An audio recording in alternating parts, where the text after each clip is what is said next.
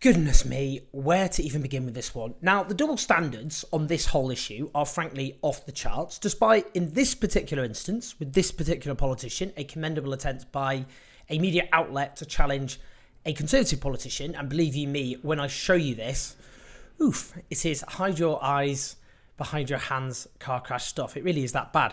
The latest Tory scandal underlines what this political party, our governing party, is at its core, which is a racist party. This matters. It matters a lot.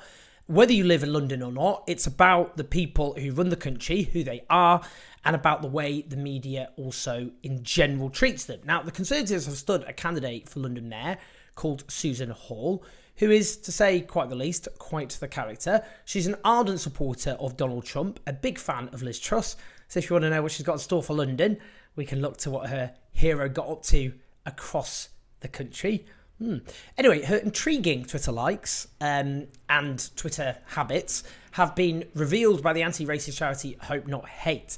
Now, she was challenged about this on LBC, and it's well worth listening to this particular segment. Well, actually, I'm glad you brought this up, because when I retweeted... Oh, no, I think I liked it. I don't know. This was a long time ago. That wasn't in my mind, and I'm glad you've given me the opportunity to say. I think you did. You retweeted. Did I retweet? Kate, I have no idea. It's rather concerning. I have to tell you what you did, but anyway, and apologies for the language. Katie Hopkins called the London mayor, quotes, "our nipple height mayor of Londonistan," and you replied, "Thank you, Katie." Why? I can't remember doing that. Probably because I'm so. You can't remember doing that. No, of course not. The Nick, I tweet, or used to. Do you remember liking a tweet that had the language, "It's never too late to get London back," with a picture of Enoch Powell? Yes, and I've explained that. It's never too late, which is what I'm saying to you. It is not too late to make London better again. We've got traffic jams left, right and centre. We've got the ULEZ expansion. Are you a fan of Enoch Powell? No, of course not. But why? I don't understand. There was a picture of him, and you liked that tweet. I know. If you're a serial tweeter, you tend to go through liking all sorts of things, and you sometimes read things and don't see it. If anybody is offended, then obviously I would apologise. But going back, you can't see why people would be offended with that. You say if anyone is offended. Well, I have to explain to you the offence. No, because it wasn't intended, and this is the thing. If anybody when you called Gemma Collins a stupid fat blonde woman, was that intended? I was asking a question to Twitter as to who is this person, and yeah, I mean, I've apologised for that as well. I mean, people will throw these tweets at me, and I accept it. And if I've offended anybody, I apologise. You keep saying "if" as if you can't realise that there is offence, Susan Hall. Because I'm sorry to say it again. Calling someone a stupid fat blonde woman, liking a picture of Enoch Powell, talking about the mayor. I apologise again. A nipple height mayor. You seem surprised people are offended. Some people are, and some people aren't. Those that are offended, I didn't intend to cause any offence at all. But going back to Lauren, to the broader question: can you represent Muslims? Can you represent women? Can you represent people? Susan Hall. Yes, of course I can. Explain to Lauren how. And going back to Lauren, yes, of course, please. We've got an incredible Muslim community. We really do. And if I go back to saying if. To whoever was offended, I most sincerely apologise. I spent a lot of time in mosques, etc., because in London we're very, very lucky. We've got a really good multicultural community out there, and it brings extra depth to London. Yikes. Imagine her running a major city. The horrendous Twitter stuff and what it reveals about her aside, what the hell was that? It's just like they plucked some complete random off the street. Are they serious? But before you write her off, and I know you're thinking, come on, Owen, come on. No, I know you don't want Sadiq Khan to lose to her, but realistically, the Tories have changed the electoral system in London mayoral elections.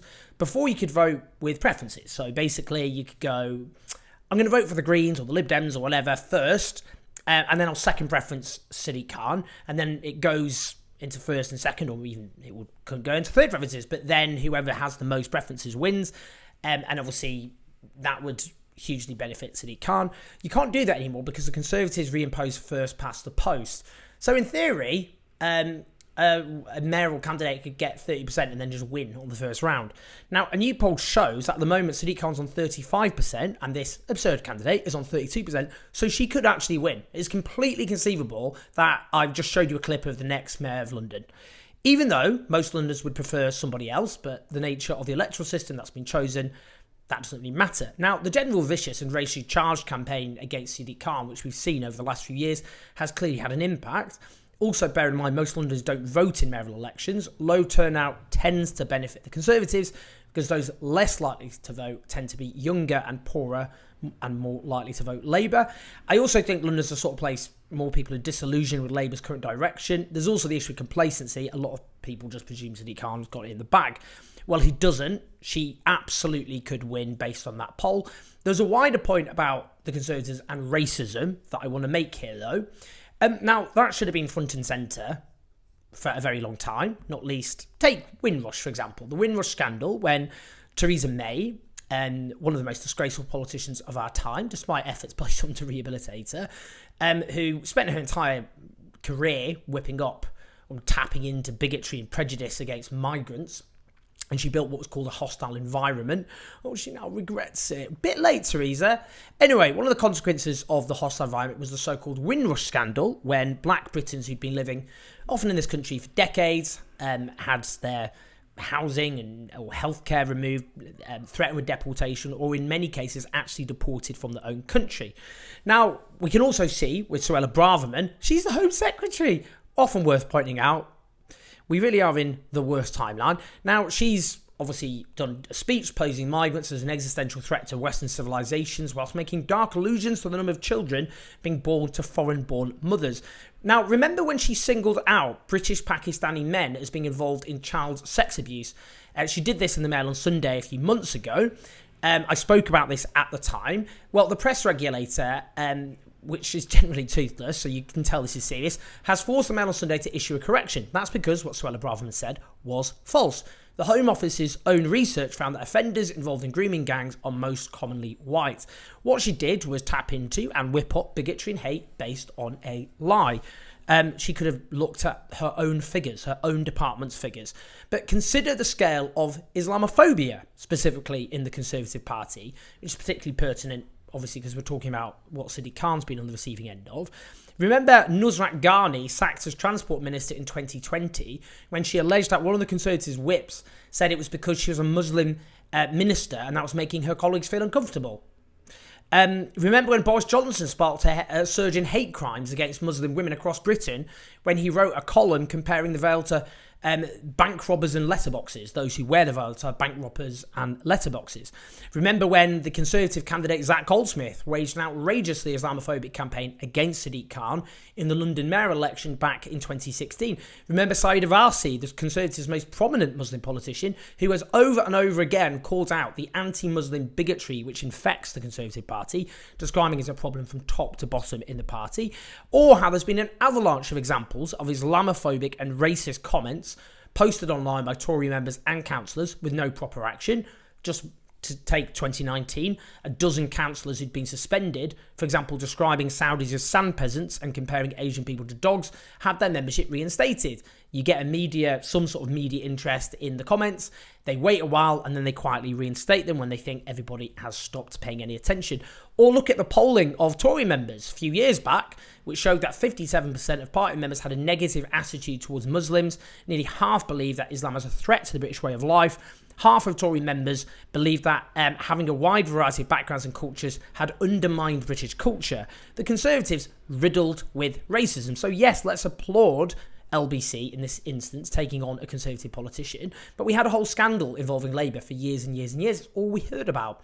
But what about this focus on the Conservatives? No one can say, at the time whenever he talked about Tory racism, they said, oh, it's what about it, it's what about it. Well, we can't, because people have decided to stop talking about Labour in that context, despite very serious allegations about Labour under Keir Starmer's leadership, which I've covered before and will do so in the future.